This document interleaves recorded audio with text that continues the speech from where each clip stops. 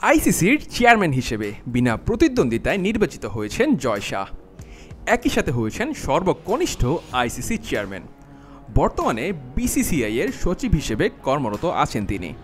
আইসিসির নতুন সভাপতি নির্বাচনের জন্য ২৭ আগস্ট পর্যন্ত মনোনয়নপত্র জমা দেওয়ার শেষ দিন ছিল, কিন্তু জয় শাহ ছাড়া আর কেউই মনোনয়ন জমা দেননি। ফলে বিনা প্রতিদ্বন্দ্বিতায় আইসিসি চেয়ারম্যান হিসেবে নির্বাচিত এই ক্রিকেট প্রশাসক। নির্বাচিত হলেও জয় শাহ দায়িত্ব গ্রহণ করবেন চলতি বছরের ১ ডিসেম্বর। এর আগ পর্যন্ত কাজ চালিয়ে যাবেন টানা দুইবারের প্রধান নিউজিল্যান্ডের গ্রেগ বার্কলে। ১৯৮৯ সাল থেকে ২০১৬ পর্যন্ত আইসিসির প্রধান হিসেবে দায়িত্ব পালন করতেন সভাপতি। তবে ২০১৬ সালের পর আইসিসির সভাপতি তথা প্রেসিডেন্টের পদ বিলুপ্ত ঘোষণা করা হয়। আইসিসির অবৈতনিক এই পদে ২০১৬ সাল পর্যন্ত কাজ করেছেন মোট ১২ জন, যাদের মধ্যে আছেন সাবেক বিসিবির সভাপতি আহম মুস্তফা কামাল। তার আগে ভারতের জগমোহন ডালমিয়া শারদ পাওয়ারও ছিলেন এই পদে। সভাপতির পদের নতুন নাম হয় chairman of international cricket council. আইসিসির পঞ্চম চেয়ারম্যান হিসেবে দায়িত্ব নিতে যাচ্ছেন জয় শাহ। একই সাথে পঞ্চম ভারতীয় হিসেবে আইসিসির প্রধান হচ্ছেন তিনি। কিভাবে নির্বাচিত হয় আইসিসির চেয়ারম্যান?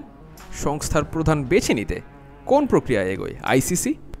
নমিনেশন, ভোটিং, মেজরিটি, এই ৩ ধাপে অনুষ্ঠিত হয় আইসিসির নির্বাচনী প্রক্রিয়া।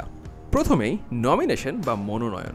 নমিনেশন পেতে কমপক্ষে আইসিসির পূর্ণ সদস্য ২টি দেশের সমর্থন লাগে। পূর্ণ সদস্য সকল দেশই ভোটাধিকার প্রয়োগ করতে পারে গোপন ব্যালটের মাধ্যমে। আইসিসির চেয়ারম্যান হিসেবে নির্বাচিত হতে চাইলে একজন প্রার্থীকে ২/৩ ভোট নিজের পক্ষে পেতে হবে। এই ক্রাইটেরিয়াতে কোনো প্রার্থী পাওয়া না গেলে সবচেয়ে কম ভোট পাওয়া প্রার্থীকে সর্বপ্রথমে বাদ দেওয়া হয়। নির্বাচিত চেয়ারম্যান সাধারণত ২ বছরের জন্য দায়িত্ব বুঝে পান, তবে একজন সর্বোচ্চ ৬ বছরের জন্য এই পদে থাকতে পারেন। চেয়ারম্যান হিসেবে সবচেয়ে বেশি ৪ বছর ২২১ দিন দায়িত্বে ছিলেন শশাঙ্ক মনোহর। তবে জয় শাহকে নির্বাচনী প্রক্রিয়ার মধ্য দিয়ে যেতে হয়নি পুরোপুরি। আইসিসির পূর্ণ সদস্য দেশের ক্রিকেট প্রশাসকদের নিয়ে গড়া বোর্ড অব ডিরেক্টরদের মতামতের ভিত্তিতেই জয় শাহকে চেয়ারম্যান করা হয়েছে। আইসিসির ১৬ জন ডিরেক্টরের মধ্যে ১৫ জনই জয় শাহর মনোনয়নকে সমর্থন দিয়েছিলেন। এদিকে জয় শাহ ছাড়া অন্য কেউ নমিনেশনও জমা দেননি। কাজেই বিনা প্রতিদ্বন্দ্বিতা ও নির্বাচনে চেয়ারম্যান হলেন জয় শাহ। তরুণ বয়স থেকে ক্রিকেট প্রশাসক ও সংগঠক হিসেবে তার পথ চলা শুরু। ২০০৯ সালে গুজরাটের রাজ্য ক্রিকেট সংস্থায় সদস্য হন। এরপর সহকারী সচিব হিসেবেও সেখানে দায়িত্ব পালন করেছেন। গুজরাট থেকে ২০১৫ সালে বিসিসিআই এর ফিন্যান্স ও মার্কেটিং কমিটিতে যুক্ত হন।